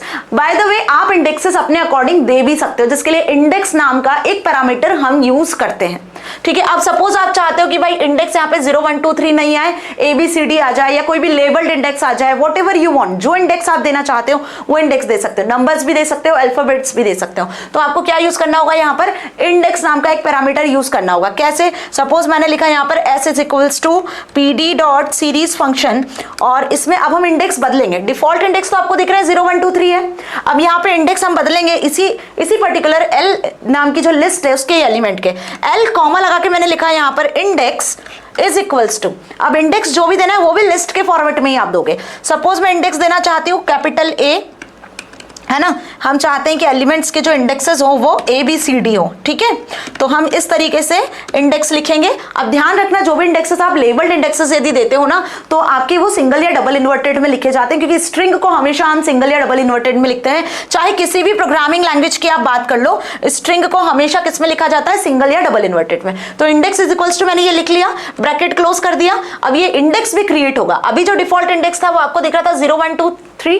अब यहाँ पे इंडेक्स आपका देखना दूसरा आपको दिखेगा। यहाँ मैं लिखती हूँ एंटर प्रेस करके प्रिंट करवा लेती हूँ इस सीरीज ऑब्जेक्ट को, ठीक है। देखो कैपिटल आ रहा है, सब कैप्स लॉक ऑफ कर दिया मैंने, प्रिंट और करवा लेते हैं हम एस को print. Now I press enter, तो आप देखोगे कि इंडेक्स वैल्यू भी बदल चुकी है। अब जो इंडेक्सेस है वो ABCD आ रहे हैं। लिस्ट की वैल्यूज वही 10, 20, 30, 40 है, लेकिन जो इंडेक्स की वैल्यूज है वो ABCD हो चुकी है, ठीक है। तो यही डिफरेंस है नंपाई एरे में और सीरीज में जो आप देख रहे हो। दोनों ही बेसिकली एरेज और लिस्ट को ही क्रिएट करते हैं एक तरीके से, बट ये वन डायमेंशनल लिस्ट को सपोर्ट करता है, सीरीज ऑब्जेक्ट, डेटा ऑब्जेक्ट, जहां पे आप इंडेक्सेस को अपने अकॉर्डिंग बदल सकते हो। तो इंडेक्स नाम का एक पैरामीटर आप यूज करोगे जिसमें आप इंडेक्सेस को स्पेसिफाई कर सकते हो। अदरवाइज आप डायरेक्टली सीरीज में डेटा वैल्यूज को एक लिस्ट के फॉर्मेट में भी प्रोवाइड कर सकते हो। अब सीरीज के भी अपने कुछ एट्रीब्यूट्स होते हैं, जैसे डेटा फ्रेम के होते हैं। सपोज कि आपको सीरीज के सिर्फ इंडेक्स को एक्सेस करना है, तो आप क्या लिखोगे, यहाँ पर मैंने प्रिंट में लिख दिया सपोज s डॉट इंडेक्स। तो इससे क्या होगा, सिर्फ मुझे इंडेक्स वैल्यूज की मिल जाएगी। आई जस्ट प्रेस एंटर, तो सिर्फ इंडेक्स मिल गए। अब मैंने यहाँ पे लिख दिया suppose print s dot value, तो मुझे वैल्यूज मिल जाएंगी, जितनी वैल्यूज है 10, 20, 30, 40। तो ये कुछ इसके क्या होते हैं, ये कुछ इसके एट्रीब्यूट्स, प्रॉपर्टीज होती है कि सीरीज में आपको सिर्फ एलिमेंट एक्सेस करना है, सिर्फ आपको क्या एक्सेस करना है, इंडेक्स एक्सेस करना है, कितने एलिमेंट्स है वो एक्सेस करना है, डेटा टाइप क्या है वो भी बताता है यहाँ पर। तो जितने भी एलिमेंट्स है सब इंटीजर टाइप के हैं, 10, 20, 30, 40। तो ये देखो आपको डेटा टाइप भी बता रहा है कि इंटीजर है, ठीक है जी। तो सपोज आपको वैल्यूज एक्सेस करना है, तो हमने लिखा यहाँ पर प्रिंट s डॉट वैल्यूज, ठीक है जी। और यहाँ पर मैं इसको क्लोज कर देती हूँ, एंटर प्रेस करती हूँ, तो 10, 20, 30 आपको वैल्यूज दिख रही है। इंडेक्स लिखा था तो आपको सिर्फ इंडेक्स रिटर्न हुआ था। आ गई बात समझ में। तो ऐसे इसके कुछ एट्रीब्यूट्स है जिसका हम यूज कर सकते हैं। अब देख लेते हैं क्या कि मैम आखिर डेटा फ्रेम को कैसे यूज करते हैं, क्योंकि काफी चर्चे सुने आपने डेटा फ्रेम के। डेटा फ्रेम जो कि 2 डायमेंशनल डेटा स्ट्रक्चर होता है जो सीरीज से डिफरेंट होता है। यहाँ पे आपको ये 1D में सारी वैल्यूज शो हो रही है ना, लेकिन वहीं जब आप डेटा फ्रेम का यूज करते हो तो 2 डायमेंशनल डेटा स्ट्रक्चर होता है जिसमें रो और कॉलम के फॉर्मेट में डेटा को स्टोर किया जाता है। तो यहाँ पे 2 इंडेक्सेस होते हैं, रो के इंडेक्सेस अलग होते हैं, कॉलम के इंडेक्सेस अलग होते हैं। और दोनों के डिफॉल्ट इंडेक्सेस 0 से ही स्टार्ट होते हैं और आप इन इंडेक्सेस को बदल भी सकते हो। डेटा फ्रेम की खासियत है कि डेटा फ्रेम को हम बहुत सारे तरीके से क्रिएट कर सकते हैं। डेटा फ्रेम को आप नॉर्मली क्रिएट कर सकते हो, लिस्ट के साथ क्रिएट कर सकते हो, डिक्शनरी के साथ क्रिएट कर सकते हो, लिस्ट ऑफ डिक्शनरी के साथ क्रिएट कर सकते हो, डिक्शनरी ऑफ लिस्ट के साथ क्रिएट कर सकते हो, इवन आप सीरीज की मदद से भी डेटा फ्रेम को क्रिएट कर सकते हो। ठीक है जी, चलिए जरा आप डेटा फ्रेम को क्रिएट करना सीखते हैं, है ना जी। तो देखो डेटा फ्रेम को जब आपको क्रिएट करना है तो आपको नॉर्मली पेंडास लाइब्रेरी को तो हमने इंपोर्ट कर ही लिया है, अब यहां पे आपको डेटा फ्रेम फंक्शन का यूज करना होगा।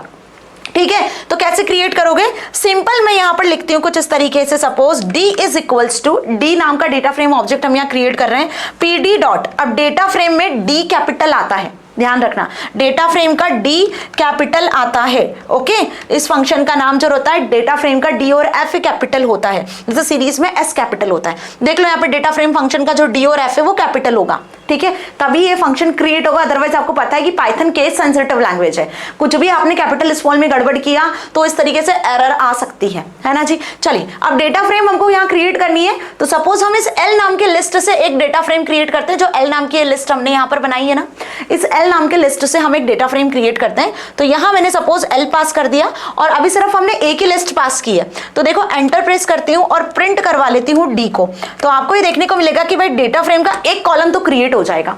ये हो चुका है यहाँ पे एक कॉलम क्रिएट, देख सकते हो आप 0 1 2 3 रो के इंडेक्सेस बन गए और 0 नाम का एक कॉलम इंडेक्स यहाँ पे बन चुका है। तो नॉर्मली लिस्ट से तो आप क्या कर पा रहे हो, नॉर्मली लिस्ट से तो मैम हम डेटा फ्रेम को क्रिएट कर पा रहे हैं और ये चीज आपको देखने को मिल रही है ना जी। चलिए आगे देखते हैं, अब आगे क्रिएट करते हैं हम किसकी मदद से, लिस्ट ऑफ डिक्शनरी की मदद से। तो मैं क्या करती हूँ, इसको यहाँ से क्लोज कर देती हूँ। ठीक है, और फिर से पाइथन स्ट्रक्चर हम स्टार्ट कर लेते हैं ताकि आपको सारी चीजें ना टॉप से देखने को फिर से मिल जाएगा। ठीक है जी, चलो तो अब यहाँ पर हमें क्या करना है, सबसे पहले इंपोर्ट कर लेना है पेंडास लाइब्रेरी को, पेंडास spd, और अब डेटा फ्रेम ऑब्जेक्ट्स को क्रिएट करेंगे अलग अलग तरीके से, लिस्ट ऑफ डिक्शनरी की मदद से, डिक्शनरी ऑफ लिस्ट की मदद से, सीरीज की मदद से, और इसमें कैसे कैसे आप फंक्शंस को और इनके एट्रीब्यूट्स को यूज कर सकते हो। ठीक है जी, अब यहाँ पे क्रिएट करते हैं हम एक डिक्शनरी, डी नाम से मैं एक डिक्शनरी यहाँ पर क्रिएट कर रही हूँ और इस डिक्शनरी को क्रिएट करेंगे हम लिस्ट की मदद से। ठीक है जी, तो देखो मैंने यहाँ पे क्या किया है, सिंपल सी बात है, इस डिक्शनरी के अंदर बेसिकली आप यहाँ पे देखो यूज कर लेते हैं हम कुछ इंडेक्स, है ना, की और वैल्यू पेयर होता है।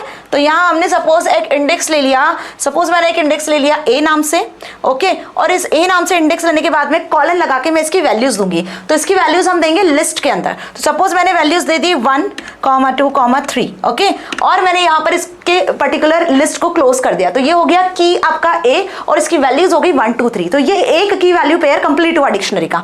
अब आपको लगाना है यहाँ पे कॉमा, ठीक है, और कॉमा लगाने के बाद में क्या करना है आपको, कॉमा लगाने के बाद में आपको दूसरा की वैल्यू पेयर लिखना होगा। तो दूसरा की वैल्यू पेयर सपोज हम दे देते हैं b और वही कॉलन लगाते हैं और इसकी वैल्यू लिस्ट में क्रिएट करेंगे। तो लिस्ट में यहाँ पर हम क्रिएट कर देते हैं सपोज 4, 5, 6, अंडरस्टैंड, और इसके बाद कॉमा लगाते हैं, तीसरा की वैल्यू पेयर दे देते हैं दैट इज c। ठीक है जी, कॉलन लगाते हैं और इसमें फिर लिस्ट में हम वैल्यूज देते हैं, क्या वैल्यूज देंगे यहाँ पर अब हम 7, 8, 9, ठीक है जी, और इसके बाद में करली ब्रैकेट्स को क्लोज कर देते हैं। तो अब आपको ये चीज अच्छे से क्लियर हो चुकी होगी कि यहाँ हमने एक डिक्शनरी क्रिएट की है जिसमें हमने कुछ लिस्ट को बनाया हुआ है, वो लिस्ट में वैल्यूज रखी हुई है। ओके, तो आपको ये चीज क्लियर हो गई।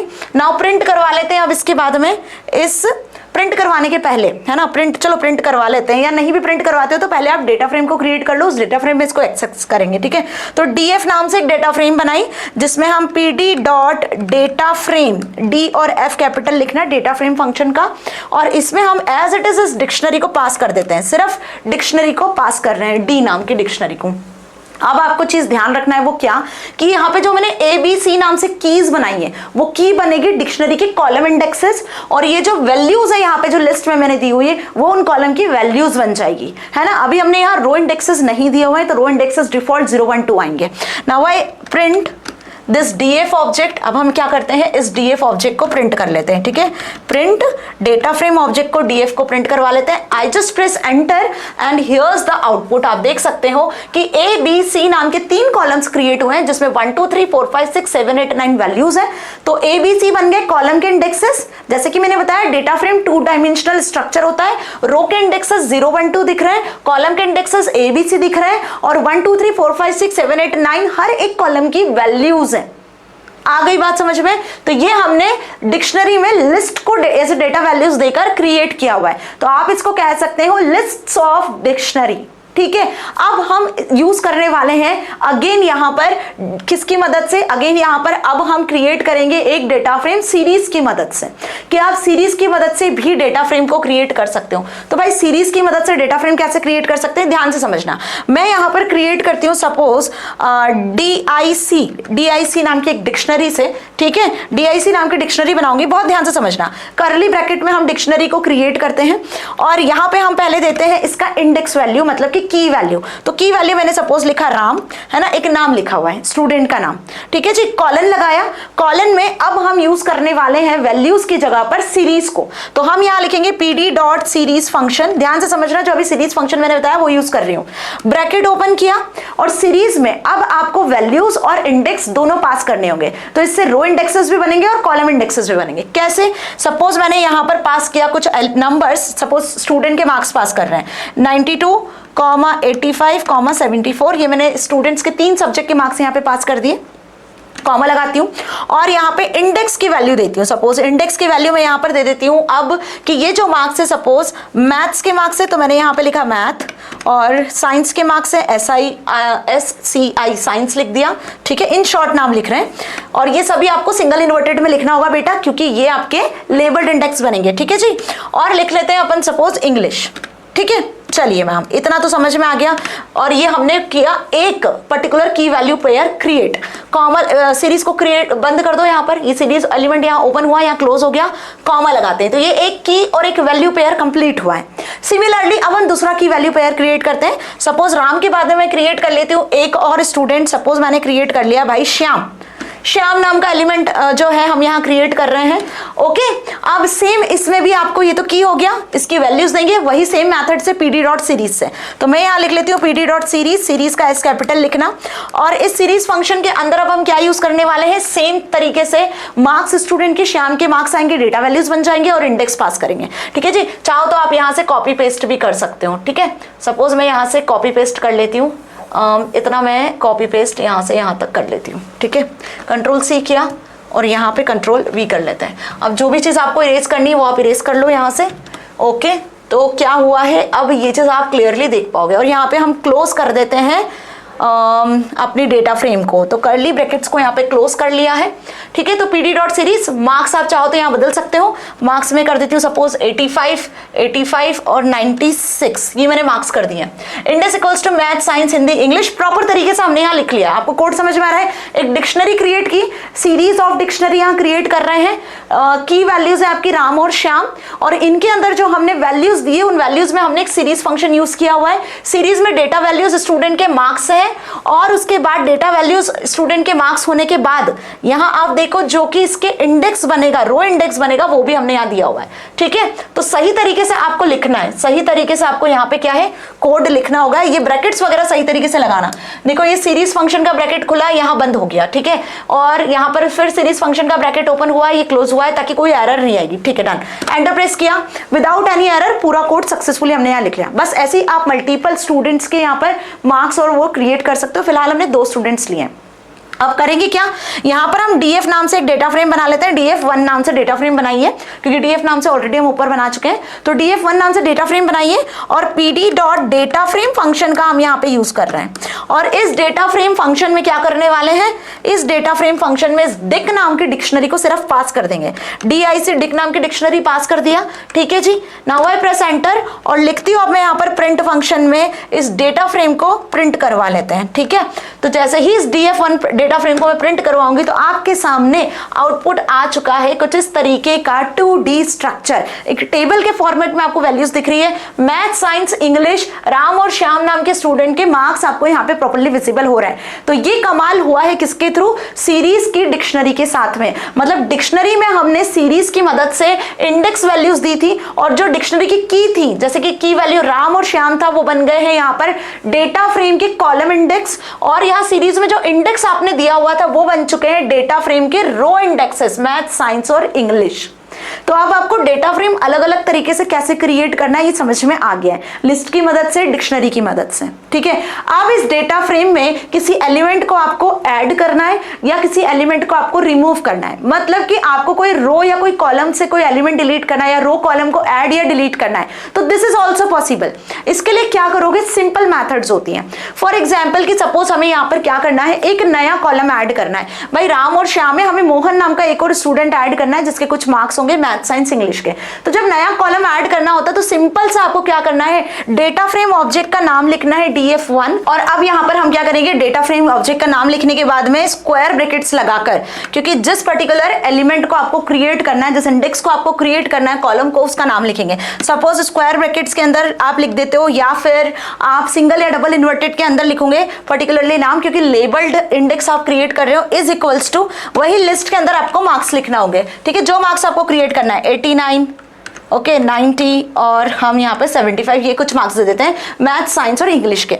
Now I just press enter. तो अब आप देखोगे जब भी डेटा फ्रेम को प्रिंट करवाओगे ना तो एक और कॉलम आपको यहाँ पे दिखेगा। So I just print data frame 1 और एंटर प्रेस करती हूं तो देखो यहाँ पर राम और श्याम पहले 2 ही कॉलम थे, अब इस पर्टिकुलर कोड को लिखने से एक कॉलम और यहाँ पर ऐड हो चुका है, दैट इज मोहन नाम का जो कॉलम है वो भी ऐड हो चुका है।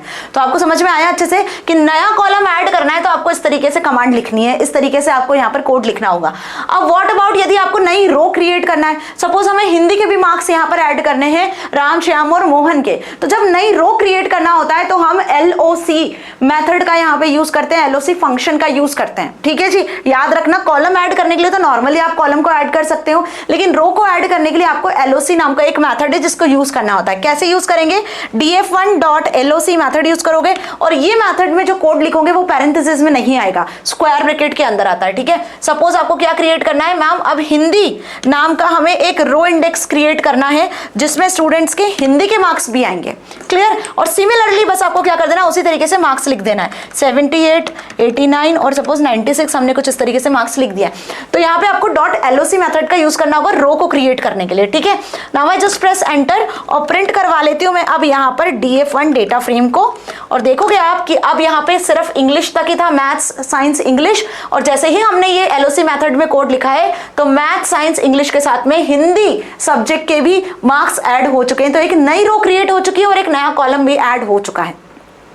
अब इन रो और कॉलम को यदि आपको डिलीट करना है तो उसके लिए ड्रॉप मेथड का यूज करते हैं। अब ड्रॉप मेथड की मदद से आप रो और कॉलम को डिलीट तो कर सकते हो, लेकिन यहां पर एक पैरामीटर होता है जिसका आपको ध्यान रखना होगा। यदि आपको रो डिलीट करना है तो एक्सेस पैरामीटर यूज करना होगा 0 वैल्यू के साथ, और यदि आपको कॉलम डिलीट करना है तो एक्सेस पैरामीटर यूज करना होगा 1 वैल्यू के साथ में। बहुत सिंपल सी बात है। सपोज मैं यहाँ पे लिखती हूँ क्या, data frame 1 dot drop method, और ड्रॉप मैथड में हम क्या करते हैं, ड्रॉप मैथड में सपोज कि हम यहाँ से इस हिंदी वाले मार्क्स को जो हमने ऐड किया है इसी को हटा देते हैं, ठीक है जी। तो हम यहाँ पे लिखेंगे सपोज क्या डिलीट करना है, हमें हिंदी वाला कॉलम डिलीट करना है ना, तो हमने उस कॉलम का नाम यहाँ पे लिख दिया, इंडेक्स लिख दिया, कॉमा लगाया, और एक्सेस पैरामीटर से बताएंगे कि ये जो हिंदी वाला इंडेक्स है वो रो इंडेक्स है, तो एक्सेस इक्वल्स टू 0 लिखा, ब्रैकेट क्लोज किया, एंटर प्रेस किया। तो अब देखो यहाँ से हिंदी जा चुका है, हिंदी वाला जो रो है डिलीट हो चुका है। मैथ, साइंस और इंग्लिश आपको विजिबल हो रहा है। यहाँ जो हमने हिंदी वाली रो ऐड की थी .loc मेथड से, वो अब ड्रॉप मेथड से हमने यहाँ से डिलीट कर दी है। सिमिलरली कॉलम डिलीट करना है तो आप यहाँ पे कॉलम का इंडेक्स लिखोगे और एक्सेस की वैल्यू 1 लिख दोगे। सपोज हमें ये मोहन नाम का कॉलम डिलीट ही करना है तो क्या लिखोगे आप यहाँ पे कमांड, वही same command df1 dot drop method, drop से जो है वैल्यूज डिलीट होती है, ब्रैकेट ओपन करना और इस ब्रैकेट में आपको लिख देना है, आपको मोहन नाम का जो कॉलम है वो डिलीट करना है, तो मोहन इंडेक्स को लिखा यहाँ पे, कॉमा लगाया, एक्सेस की वैल्यू क्या सेट करोगे 1, क्योंकि ये एक्सेस इक्वल्स टू 1 ये बता रहा है कि मोहन नाम का जो इंडेक्स है वो कॉलम इंडेक्स है, तो कॉलम से आपको डिलीट करना है। अब जैसे ही आपने एंटर प्रेस किया तो देखो राम और श्याम ही आपको सिर्फ 2 ही कॉलम दिख रहे हैं, मोहन नाम का कॉलम यहां से डिलीट हो चुका है। तो इतना अच्छे से समझ में आ चुका है कि कैसे आप किसी डेटा फ्रेम को क्रिएट कर सकते हो, डेटा फ्रेम को क्रिएट करने के बाद उसमें एलिमेंट्स कैसे रो कॉलम में ऐड और डिलीट कर सकते हो, ठीक है। ऐसे आप वैल्यूज को यहाँ पे सॉर्ट भी करवा सकते हो, तो सॉर्ट फंक्शन इसके लिए यूज होता है ना। तो और भी बहुत सारे एडवांस टूल्स हैं, बट जितना आपके सिलेबस में दिया हुआ है, जो इंपॉर्टेंट है, जो आपसे प्रैक्टिकल में पूछा ही जाएगा, जिसके मदद से आप पूरे 40 नंबर को स्कोर कर सकते हो, वो ये मेन इंपॉर्टेंट चीज है। अब इसमें कुछ एट्रीब्यूट्स भी होते हैं। यदि एट्रीब्यूट्स की बात करें तो जैसे अभी हमने सीरीज के एट्रीब्यूट्स देखे, बिल्कुल वैसे यहाँ डेटा फ्रेम के एट्रीब्यूट्स को भी आप यूज कर सकते हो। सपोज df1 प्रिंट फंक्शन में आपने यहाँ पे लिखा क्या, प्रिंट फंक्शन में आपने लिखा यहाँ पे df1 डॉट शेप, है ना। शेप फंक्शन, शेप का यूज करोगे आप बेसिकली, तो वो ये बताएगा कि डेटा फ्रेम में कितने रो हैं कितने कॉलम है, डेटा फ्रेम का शेप कितना है। तो भाई आपके डेटा फ्रेम में 4 कॉलम है और 2 रो है, तो यहाँ पे देखो 4,3 रिटर्न हो रहा है, ठीक है। शेप जो एट्रीब्यूट है वो आपके डेटा फ्रेम का शेप रिटर्न करता है, कितने रो कितने कॉलम है।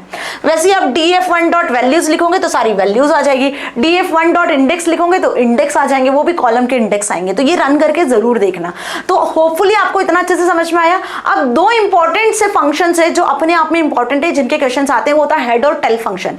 हेड फंक्शन डेटा फ्रेम के टॉप से वैल्यूज को रिटर्न करता है और टेल फंक्शन डेटा फ्रेम के बॉटम से वैल्यूज को रिटर्न करता है। ये तब काम आते हैं जब आपके डेटा फ्रेम में 100 हजारों में वैल्यूज होती है, मतलब आपके जब डेटा फ्रेम में वैल्यूज लार्ज होती है तब आपको टॉप से या बॉटम से कुछ एलिमेंट एक्सेस करना है या किसी पोजीशन से कुछ एलिमेंट एक्सेस करना है, तो हम यहाँ पे हेड टेल फंक्शन का यूज करते हैं। कैसे यूज करते हैं यही बताती हूँ आपको। देखो सपोज मैंने लिखा प्रिंट और प्रिंट में लिखा df1 डॉट हेड, और हेड में हम लिख देते हैं यहाँ पर सपोज कि हमें टॉप से एक वाले पोजीशन का जो है वैल्यू एंटर करनी है, एक्सेस करनी है, तो हमने हेड में 1 पास किया। नाउ आई जस्ट एंटर, तो आप देखो यहाँ पर पहले जो रो है और पहला जो कॉलम है उसकी वैल्यूज आपको रिटर्न हो गई है। ये जो हेड फंक्शन है डिफॉल्ट, यदि इसमें कुछ भी पास नहीं करोगे तो ये टॉप से 5 वैल्यूज आपको रिटर्न करेगा। अब यदि बॉटम से आपको एक्सेस करना है तो सेम आप यहाँ पे क्या लिखोगे, प्रिंट फंक्शन लिखोगे और उसमें आप प्रिंट करवाओगे data frame 1 dot tail function, और टेल फंक्शन में सपोज आपको बॉटम से 1 एलिमेंट एक्सेस करना है, तो ये देखो बॉटम से उसने एक एलिमेंट एक्सेस कर दिया। पहले आपको मैथ के मार्क्स शो हो रहे थे हेड फंक्शन की मदद से, अब आपको लास्ट से हिंदी के मार्क्स शो हो रहे हैं, ठीक है जी।